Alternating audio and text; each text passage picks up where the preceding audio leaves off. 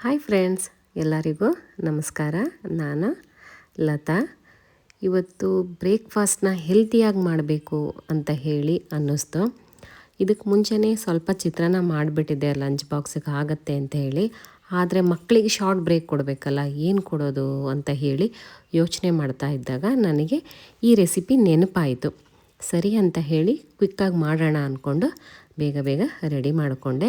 ಇದಕ್ಕೆ ರವೆ ಹುರಿದು ಕೂಡ ಮಾಡ್ಬೋದು, ಹಾಗೆ ಕೂಡ ಮಾಡ್ಬೋದು. ರವೆ ಹುರಿದಿದ್ರೆ ಓಕೆ. ನಾನು ಯಾವಾಗಲೂ ತಂದಿದ ತಕ್ಷಣ ರವೆನ ಹುರಿದು ಎತ್ತಿಟ್ಕೊಂಡ್ಬಿಡ್ತೀನಿ, ಇಲ್ಲಾಂದರೆ ರವೆ ಹಾಳಾಗೋಗ್ಬಿಡುತ್ತೆ ಹಾಗೆ ಇಟ್ಟರೆ. ಸೊ ಅದಕ್ಕೆ ಇವಾಗ ಏನು ಮಾಡ್ತಾಯಿದ್ದೀನಿ ಅಂದರೆ, ಒಂದು ಬಾಣಲೆಯಲ್ಲಿ ಸ್ವಲ್ಪ ಎಣ್ಣೆ ಹಾಕಿ ಸಾಸಿವೆ, ಜೀರಿಗೆ, ಹಸಿರು ಮೆಣಸಿನ್ಕಾಯಿ ಸಣ್ಣದಾಗಿ ಹಚ್ಕೊಂಡಿದ್ದೀನಿ, ಮತ್ತು ಶುಂಠಿ ಹಾಗೆ ಕರಿಬೇವು. ಇಲ್ಲಿ ನಾನು ಹೇಳಿರೋ ಅಂಥದ್ದೆಲ್ಲ ಆಪ್ಷನಲ್ಲು, ಇದು ಇಲ್ಲದೆ ಕೂಡ ನೀವು ಮಾಡ್ಬೋದು, ಆದರೆ ನಾನು ಬಳಸ್ತಾ ಇದ್ದೀನಿ. ಶುಂಠಿ ಕೂಡ ಜೀರ್ಣಕ್ರಿಯೆಗೆ ತುಂಬಾ ಒಳ್ಳೆಯದು, ಶುಂಠಿ ಕೂಡ ಬಳಸ್ಕೊಳ್ಳಿ. ಹಾಗೆ ನಾನಿಲ್ಲಿ ಸಬ್ಬಸಿಗೆ ಸೊಪ್ಪು ಬಳಸ್ತಾ ಇದ್ದೀನಿ. ಇದಂತೂ ಕಂಪ್ಲೀಟ್ಲಿ ಆಪ್ಷನಲ್ಲು. ನಾನು ಸಬ್ಬಸಿಗೆ ಸೊಪ್ಪನ್ನ ಯಾವುದಾದ್ರೂ ಒಂದು ರೀತಿಯಲ್ಲಿ ಪ್ರತಿನಿತ್ಯ ನಾನು ಬಳಸ್ತಾ ಇರ್ತೀನಿ. ಅದರಲ್ಲಿರೋ ಅಂಥ ಒಂದು ಒಳ್ಳೆಯ ಅಂಶಗಳು ಜಾಸ್ತಿ ಇದೆ. ಪ್ರತಿನಿತ್ಯ ನಮಗೆ ಬೇಕು ಪೋಷಕಾಂಶ. ಅದು ಸಬ್ಬಸಿಗೆ ಸೊಪ್ಪಲ್ಲಿ ಐರನ್ ತುಂಬ ಜಾಸ್ತಿ ಇರುತ್ತೆ. ಹೆಣ್ಮಕ್ಳಿಗಾಗಿ ತುಂಬಾ ಒಳ್ಳೆಯದು. ಆ ಪೀರಿಯಡ್ ಟೈಮಲ್ಲಿ ನೋವು ಬರೋದು ಅದೆಲ್ಲ ಸ್ವಲ್ಪ ಸಬ್ಬಸಿಗೆ ಸೊಪ್ಪನ್ನ ಜಾಸ್ತಿ ತೊಗೊಳ್ಳೋದ್ರಿಂದ ಅದು ಕಡಿಮೆ ಆಗುತ್ತೆ ಅಂತ ಹೇಳಿ ನಮ್ಮ ತಾಯಿ ಹೇಳ್ತಾಯಿದ್ರು. ಅದನ್ನು ನಾನು ನಿಜ ಅಂತ ಕೂಡ ನನ್ನ ಒಂದು ಎಕ್ಸ್ಪೀರಿಯೆನ್ಸ್ಗೂ ಅದು ಬಂದಿದೆ. ನಿಮಗೆ ಇಲ್ಲಿ ಎಷ್ಟು ಬೇಕೋ ಅಷ್ಟು, ನೀವು ಎಷ್ಟು ಜನಕ್ಕೆ ಮಾಡ್ಕೋತಾ ಇದ್ದೀರಿ ಅದನ್ನು ನೋಡಿಕೊಂಡು ನೀರು ಹಾಕ್ಕೊಳ್ಳಿ, ಅದಕ್ಕೆ ತಕ್ಕನಷ್ಟೇ ರವೆ ಹಾಕ್ಕೊಳ್ಳಿ.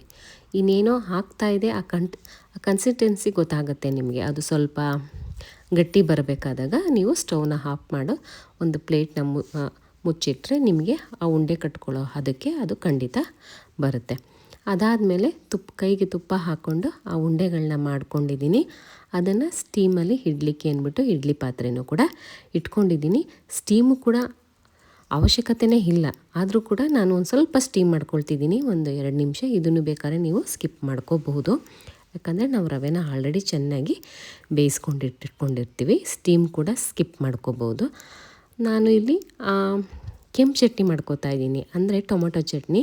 ಟೊಮೊಟೊ ಚಟ್ನಿಗೆ ನಾನು ಆಲ್ರೆಡಿ ಮಿಕ್ಸಿ ಮಾಡಿ ಇಟ್ಕೊಂಡಿದ್ದೀನಿ. ಈರುಳ್ಳಿ, ಟೊಮೊಟೊ, ಕಾಯಿಚೂರು, ಬ್ಯಾಡಗೆ ಮೆಣಸಿನ್ಕಾಯಿ, ಒಣಮೆಣಸಿನ್ಕಾಯಿ, ಶುಂಠಿ, ಬೆಳ್ಳುಳ್ಳಿ, ರುಚಿಗೆ ತಕ್ಕಷ್ಟು ಉಪ್ಪು ಹಾಕಿ ರುಬ್ಬಿ ಎತ್ತಿಟ್ಕೊಂಡಿದ್ದೀನಿ. ಅದರದ್ದು ಹಸಿ ವಾಸನೆ ಹೋಗಲಿ ಅಂತ ಹೇಳಿ ಒಂದು ಸ್ವಲ್ಪ ಒಗ್ಗರಣೆ ಕೊಟ್ಟು ಈ ರೀತಿಯಾಗಿ ಟೊಮೊಟೊ ಚಟ್ನಿನ ಮಾಡಿಕೊಂಡೆ. ಅದಾದಮೇಲೆ ನಾನು ಈ ಸ್ಟೀಮ್ ಮಾಡಿರೋ ರವೆ ಬಾಲ್ಸ್ನ ಒಗ್ಗರಣೆ ಮಾಡ್ಕೊಳ್ತಾ ಇದ್ದೀನಿ. ಒಗ್ಗರಣೆಗೂ ಕೂಡ ಸಿಂಪಲ್ಲಾಗಿ ಒಂದು ಸ್ವಲ್ಪ ಎಣ್ಣೆ, ಕಡಲೆಬೇಳೆ, ಈರುಳ್ಳಿ, ಸ್ವಲ್ಪ ಸಾಸಿವೆ ಅಷ್ಟೇ. ಅದಕ್ಕೆ ಕೆಂಪು ಮೆಣಸಿನ್ಕಾಯಿ ಪುಡಿ, ಅಚ್ಕರದ ಪುಡಿ ಅಂತೀವಲ್ಲ ಅದು. ಅದಾದಮೇಲೆ ಮಸಾಲ ಪೌಡ್ರ್ ಇಷ್ಟು ಹಾಕಿ ಸ್ವಲ್ಪ ಅದನ್ನು ಹುರ್ಕೊಂಡ್ಮೇಲೆ ನಾವು ಮಾಡಿರೋ ಅಂಥ ಸ್ಟೀಮ್ ರವಾ ಬಾಲ್ನ ಇದರೊಳಗಡೆ ಹಾಕ್ಕೊಳ್ಳೋದು ಅಷ್ಟೆ.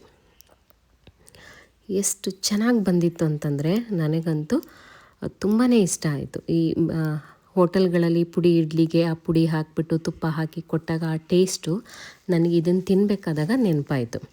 ನೀವು ಕೂಡ ಖಂಡಿತವಾಗ್ಲೂ ಹೀಗೆ ಹೇಳ್ತೀರಿ. ಒಂದು ಸತಿ ಟ್ರೈ ಮಾಡಿ ನೋಡಿ. Thanks for watching. Please subscribe ಮಾಡಿ.